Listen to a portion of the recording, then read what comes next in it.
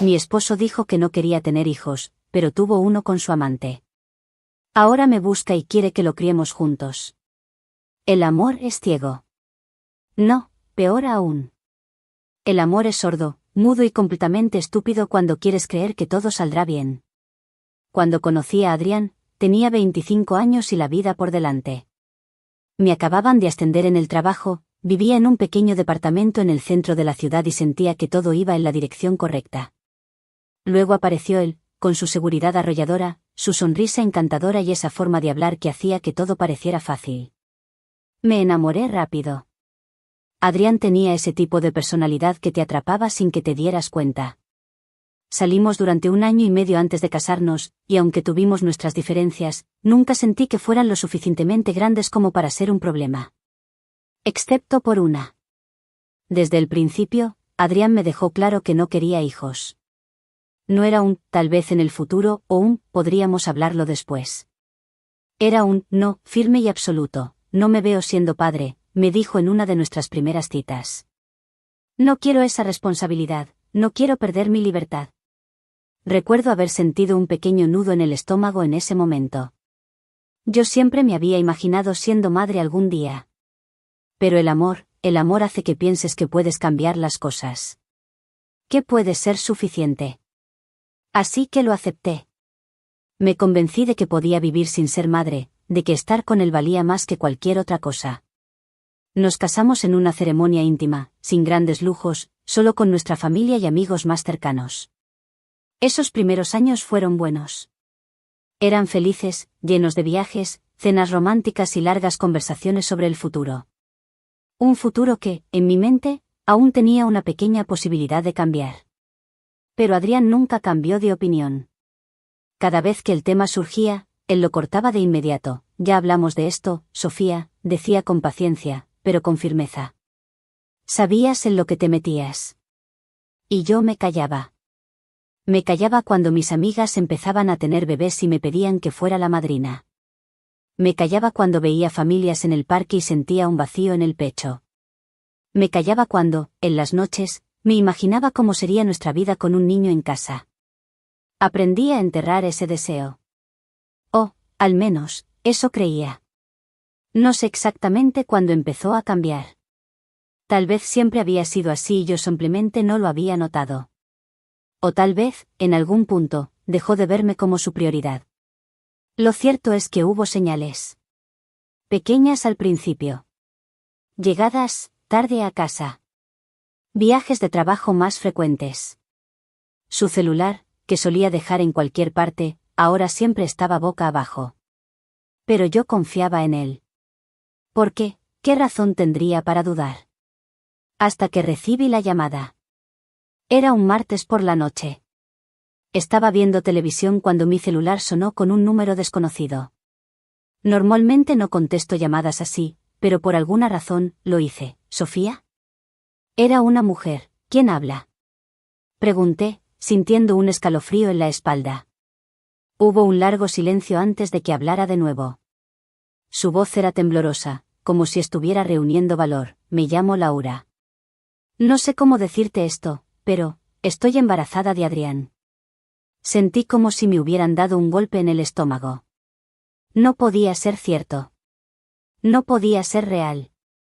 Pero ella siguió hablando, dándome detalles, fechas, pruebas que hacían imposible negar la verdad. Él me dijo que te lo iba a contar, añadió. Pero sentí que debías escucharlo de mí. No recuerdo haber colgado. No recuerdo haber respirado siquiera. Solo me quedé ahí, sentada en el sofá, con el celular aún en la mano, mientras el mundo se hacía pedazos a mi alrededor. Cuando Adrián llegó a casa esa noche, supe que lo sabía. Se detuvo en la puerta, mirándome con cautela, como si esperara una bomba a punto de explotar. ¿Algo que quieras contarme? Mi voz sonó más calmada de lo que sentía. Él cerró los ojos por un momento y suspiró. No intentó negarlo. No inventó excusas. Sofía, déjame explicarte. No hay nada que explicar, lo interrumpí, sintiendo como la furia me llenaba el pecho. Solo dime una cosa. ¿Con ella sí quisiste tener un hijo? No respondió. Y eso fue suficiente para mí. El silencio entre nosotros era denso, sofocante. Adrián no tenía excusas. No podía decir que fue un error porque el embarazo de Laura significaba que no fue solo una vez. No podía decir que no importaba porque él había tomado la decisión de acostarse con ella. Y lo peor de todo, no podía decirme que no quería hijos porque, con ella, sí lo había hecho. Me levanté del sofá lentamente, sintiendo cada músculo de mi cuerpo temblar de rabia. ¿Desde cuándo? Mi voz era baja, pero firme. Él se pasó una mano por el rostro, como si quisiera borrar la culpa que se reflejaba en sus ojos. No importa, responde la maldita pregunta. Su mandíbula se tensó. Hace un año. La bofetada salió de mí antes de que pudiera pensar en detenerla. El sonido resonó en la sala, dejándolo atónito. Un año, repetí en un susurro, sintiendo como mi estómago se encogía. Un año de mentiras. Un año en el que había compartido mi cama con un hombre que llevaba una doble vida. Un año en el que él me miró a los ojos y me dijo que me amaba, mientras estaba con ella. Sofía, extendió la mano para tocarme, pero me aparté como si su piel quemara. No te atrevas a decir mi nombre. No después de esto. Me dirigí a la habitación, sintiendo como mi cuerpo se movía en piloto automático. Saqué una maleta del closet y comencé a meter ropa sin pensar. No podía quedarme aquí. No con él, no hagas esto, suplicó desde la puerta. No así. Solté una risa amarga. ¿Y cómo quieres que lo haga, Adrián? ¿Quieres que lo hablemos como adultos? Que entienda que, por alguna razón mágica, ella te hizo querer ser padre y yo no. Él cerró los ojos por un momento, pero no negó nada. Porque sabía que tenía razón. Terminé de empacar lo básico, agarré mi bolso y salí de la habitación. Adrián me siguió hasta la puerta, pero no intentó detenerme. Antes de salir, me giré para mirarlo una última vez, espero que valiera la pena. Y me fui. Esa noche me quedé en casa de mi amiga Valeria. Cuando abrí la puerta de su departamento, no tuve que decir nada, porque ya le había contado todo en el camino. Ella solo me abrazó fuerte y yo rompí en llanto. Lloré hasta que me quedé sin lágrimas, hasta que mi cuerpo se sintió vacío, hasta que la rabia y el dolor se convirtieron en un cansancio insoportable. Los días siguientes fueron un borrón. No volví al departamento. Le pedí a mi hermano que recogiera mis cosas y se asegurara de que Adrián no estuviera ahí cuando lo hiciera. Las primeras semanas fueron las más difíciles. Dormía poco, comía menos. Mi teléfono sonaba con mensajes de Adrián, de amigos en común, de familiares que no entendían lo que había pasado. No respondía a ninguno. Pasó un mes antes de que pudiera mirarme en el espejo sin sentir que estaba viendo a una extraña. 2 meses antes de que dejara de llorar al despertarme. 3 meses antes de que pudiera pronunciar su nombre sin sentir un nudo en la garganta. Pero seguía doliendo. Y entonces, justo cuando pensaba que finalmente estaba sanando, él volvió a aparecer. Ocurrió un día cualquiera. Estaba saliendo del trabajo cuando vi su auto estacionado frente al edificio. Mi estómago se encogió. No lo había visto en meses. No había querido verlo. Me apresuré a caminar en la dirección opuesta, pero él salió del auto y se interpuso en mi camino. Por favor, solo escúchame. Le sostuve la mirada, sintiendo el desprecio burbujear en mi interior. No tengo nada que decirte, le dije. Pero yo sí, me dijo él. Apreté los dientes. Quería gritarle, golpearlo, exigirle que desapareciera de mi vida. Pero en su rostro no vi la arrogancia que había mostrado la última vez que hablamos. Se veía, agotado. Derrotado. Algo en mí, quizás la parte estúpida que aún recordaba que alguna vez lo amé, me hizo suspirar con frustración. 5 minutos. Fuimos a una cafetería cercana. Me senté frente a él, con los brazos cruzados y la expresión de alguien que solo está esperando la excusa perfecta para marcharse. Adrián jugueteó con su taza de café antes de hablar. Ella me dejó. Dijo con voz temblorosa. Dijo que no estaba lista para ser madre, se fue, y me dejó al bebé. Lo miré, sin pestañear. ¿Y qué quieres que haga al respecto? Se inclinó hacia adelante, su voz seguía temblando. No sé cómo hacerlo solo. Yo, necesito ayuda. Mi cerebro tardó unos segundos en procesar lo que estaba diciendo. No, No me estás pidiendo esto. Él tragó saliva. Sofía, tú siempre fuiste mejor en estas cosas. Siempre quisiste un hijo, aquí está la oportunidad perfecta para formar la familia que tanto querías. Me quedé mirándolo, sintiendo una risa amarga burbujear en mi garganta. Déjame ver si entiendo. Me engañaste. Tuviste un hijo con otra mujer, me hiciste creer que nunca querías ser padre y, cuando finalmente tienes la oportunidad de criar a tu hijo, ¿vienes a pedirme que lo haga yo por ti? Él parpadeó, como si no entendiera por qué sonaba tan ridículo. Me dijo, es solo que, no puedo hacerlo solo. Me levanté de golpe, haciendo que la silla rechinara contra el suelo. ¿Sabes qué, Adrián? Es una lástima. Pero ese niño tiene un solo padre. Y no soy yo. Salí de la cafetería sin mirar atrás. Y, por primera vez en meses, sonreí. Cuando mi madre me llamó, supe que no sería una conversación agradable. Su voz sonaba más seria de lo habitual, como cuando quería darme un consejo que yo no había pedido. Al llegar a su casa, la encontré sentada en la sala con una expresión de preocupación. No tardó mucho en decirme que había hablado con Adrián. Respiré hondo antes de que terminara la frase. No podía creer que, después de todo lo que pasó, todavía hubiera gente en mi vida que pensara que yo debía involucrarme en ese desastre. Mi madre intentó hacerme ver que ese bebé no tenía la culpa, que era solo un niño que necesitaba amor. Pero yo no entendía por qué se suponía que debía ser yo quien le diera eso. Lo que más me dolió fue que, en el fondo, ella pensaba que estaba siendo egoísta. Para ella, ayudar a Adrián era lo correcto, porque yo lo había amado en el pasado. Pero ese amor ya no existía. Había muerto el día que descubrí su traición, y no había nada que pudiera hacer para devolverlo. Le dejé claro que no iba a hacer nada por él. No iba a ser la salvación de alguien que me destruyó. Y si ella sentía que Adrián necesitaba ayuda, era libre de dársela. Pero yo no lo haría. Cuando salí de su casa, sentí una mezcla de tristeza y alivio. Sabía que mi madre no entendía mi postura, pero también supe que no cambiaría de opinión. Los mensajes comenzaron unos días después. Al principio eran súplicas disfrazadas de peticiones razonables. Decía que solo quería hablar, que entendiera su situación, que al menos le diera la oportunidad de explicarse.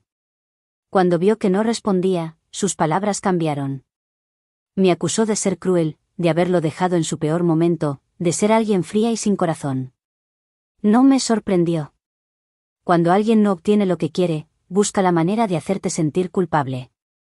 Pero yo no tenía culpa de nada. Ignoré sus mensajes, y por un tiempo, todo pareció calmarse. Hasta que una tarde, al salir del trabajo, vi a su madre esperándome. No necesitaba que hablara para saber lo que iba a decirme. Su rostro lo decía todo. Para ella, yo era la responsable de la desgracia de su hijo. Adrián no era el culpable de nada, no era el traidor, no era el que había engañado y mentido durante un año. No, para ella, yo era la mala por no ayudarlo ahora que necesitaba apoyo. No me molesté en justificarme. Sabía que no serviría de nada. Para ella, Adrián siempre sería el niño bueno, el que solo cometió un error, el que necesitaba ser perdonado. Pero yo no estaba obligada a cargar con sus errores. Me fui sin decir más. No iba a gastar mi energía en convencer a alguien que ya había tomado partido. No esperaba volver a verlo, pero lo hizo de la única manera en la que todavía podía afectarme, con el bebé en brazos. Cuando abrí la puerta de mi departamento y lo vi ahí, sosteniéndolo, supe que estaba desesperado. Adrián nunca había sido un hombre que mostrara vulnerabilidad, pero en ese momento, parecía completamente derrotado. Por un instante, miré al bebé. Era tan pequeño, tan frágil, y algo dentro de mí se removió. Pero me obligué a recordar la verdad. No era mi hijo. No era mi responsabilidad. Adrián intentó hacerme sentir algo por él, pero su problema era que aún no entendía que lo que había roto entre nosotros era irreparable. Él estaba acostumbrado a que yo lo ayudara. Durante años, fui quien estuvo ahí cuando lo necesitó. Pero eso ya no existía. Cerré la puerta sin dudar. No me importó si Adrián se quedaba ahí, si se sentía perdido o si no sabía qué hacer con su vida. No me importó, porque por primera vez en mucho tiempo, me elegí a mí misma. Y eso fue suficiente. Después de cerrar la puerta, me quedé de pie por un momento, escuchando el silencio. Esperaba que Adrián golpeara, que siguiera rogando, que insistiera como lo había hecho en los mensajes. Pero no lo hizo. Tal vez entendió que ya no quedaba nada más por decir. O tal vez se quedó ahí, esperando que me arrepintiera. No lo hice.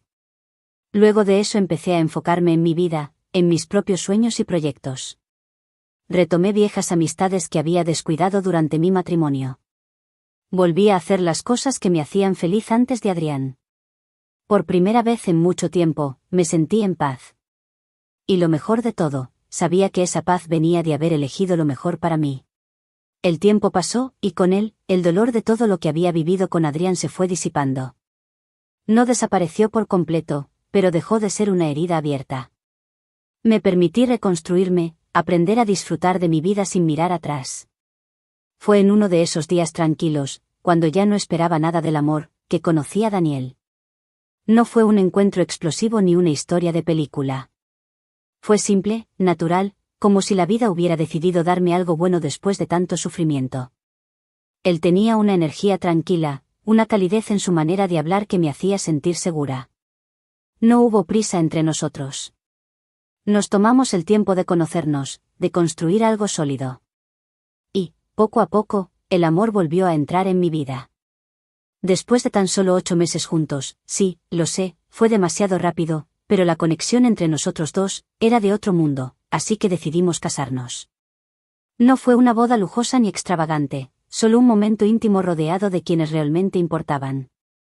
Por primera vez, sentí que estaba con alguien que me elegía sin condiciones.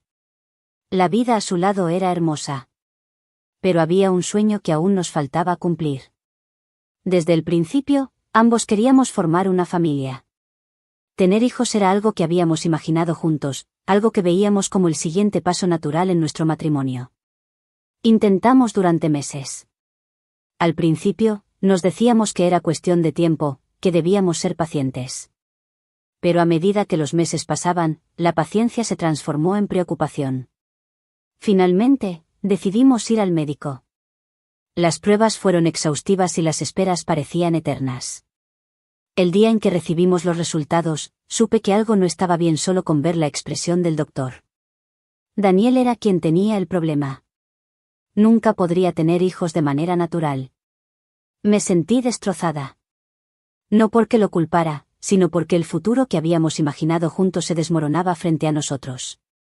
Daniel intentó consolarme, asegurándome que encontraríamos otra manera, que lo superaríamos juntos. Pero en ese momento, lo único que sentí fue un dolor profundo. Los días siguientes fueron silenciosos. No porque hubiera distancia entre nosotros, sino porque ambos necesitábamos procesarlo. Pensamos en alternativas. La adopción se convirtió en un tema recurrente, pero algo en mí seguía resistiéndose a la idea. No porque no quisiera adoptar, sino porque sentía que el universo nos había cerrado todas las puertas a la maternidad y paternidad. Y entonces, ocurrió algo que jamás habría imaginado. Era una tarde cualquiera. Estaba sola en casa cuando alguien llamó a la puerta. No esperaba a nadie, así que abrí con curiosidad. Lo que vi me dejó sin aliento. Frente a mí, en el suelo, había una cuna con un bebé dentro. Por un momento, mi mente se negó a comprender lo que veía. Pero entonces, vi la carta junto a la cuna. Temblando, la recogí y la abrí. Era de Adrián. Decía que lo sentía, que había intentado ser un buen padre, pero que no podía más. Que la vida se le hacía insostenible, que el peso de la responsabilidad lo estaba ahogando. Decía que había decidido irse del país para empezar de nuevo, para buscar una mejor vida. Y que no podía llevarse a su hijo con él. No podía creerlo. Había abandonado a su propio hijo. Lo había dejado en mi puerta como si fuera una carga que ya no quería llevar. Miré al bebé. Era pequeño, vulnerable. Me miraba con esos ojos grandes y curiosos, sin saber lo que estaba ocurriendo. Mi primer instinto fue llamar a Daniel. Necesitaba que él estuviera ahí, que me ayudara a entender qué hacer. Cuando Daniel llegó y vio al bebé, entendió que algo importante había sucedido. Le entregué la carta sin decir nada y lo vi leerla con el mismo asombro y enojo que yo había sentido. Luego de unos minutos de silencio, le conté todo. Le hablé de Adrián, de su traición, de cómo había intentado forzarme a ser parte de la vida de este bebé, y de cómo ahora, después de todo, lo había dejado en mi puerta como si fuera una solución a sus problemas. Daniel escuchó sin interrumpirme. Cuando terminé, suspiró y se quedó mirando al bebé en la cuna. Yo ya había tomado una decisión. No podía hacerme cargo de él. No porque lo culpara por los pecados de su padre, sino porque no estaba preparada para ser madre de un niño que no había pedido, en una situación que no había elegido. Le dije a Daniel que lo llevaríamos a una casa hogar, que ahí podrían encontrarle una familia que lo quisiera y pudiera darle el amor que merecía. Pero entonces, Daniel me sorprendió. Con una calma absoluta, me dijo que lo adoptáramos. Me quedé en shock. No era lo que esperaba escuchar. Me explicó que, si bien no podía tener hijos, eso no significaba que no pudiera ser padre. Que él ya había hecho las paces con la idea de adoptar, y que ahora el destino nos estaba poniendo a este niño en el camino. Dijo que sabía que era complicado, que entendía mi historia con Adrián, pero que no debíamos dejar que eso nos impidiera ver lo más importante: este niño necesitaba una familia. Y que nosotros podíamos ser esa familia. Esa noche no dormí. Pasé horas sentada junto a la cuna, observando al bebé. Él no tenía la culpa de nada. No había pedido nacer en esas circunstancias. No había pedido ser abandonado por su padre. Era solo un niño que merecía amor. Pensé en todo lo que había pasado. En el dolor, en la traición, en las veces que quise ser madre y la vida me lo negó. ¿Era esta mi segunda oportunidad? ¿Era esto el destino tratando de decirme algo? Al amanecer, supe mi respuesta. Cuando Daniel despertó, lo miré con decisión y le dije que sí. Que este niño sería nuestro hijo. Y en ese momento, supe que había tomado la decisión correcta. Actualización 1. Han pasado 3 años desde aquella noche en que Mateo llegó a nuestras vidas. Recuerdo lo asustada que estaba, la incertidumbre que sentía sobre si podía ser su madre, sobre si podría amarlo como un hijo propio. Pero ahora, mirando hacia atrás, me doy cuenta de lo absurdo que era ese miedo. ¿Por qué? Lo amo. Lo amo con cada parte de mi ser. Mateo ya no es un bebé indefenso. Ahora es un niño lleno de energía, con una risa contagiosa y una curiosidad infinita por el mundo. Es un pequeño torbellino que corre por la casa, que pregunta cosas imposibles de responder con su vocecita dulce, que ilumina cada rincón de nuestro hogar con su presencia. Daniel y yo somos más felices de lo que jamás imaginé que podríamos ser. No somos una familia perfecta, porque ninguna lo es, pero somos una familia de verdad. Mateo adora a Daniel. Lo sigue a todas partes, lo imita en todo. Si Daniel se sienta con un libro, Mateo toma uno de sus cuentos y se sienta a su lado, imitando su postura. Si Daniel arregla algo en casa, ahí está Mateo con su pequeño destornillador de juguete, intentando ayudar. Y yo soy su mamá.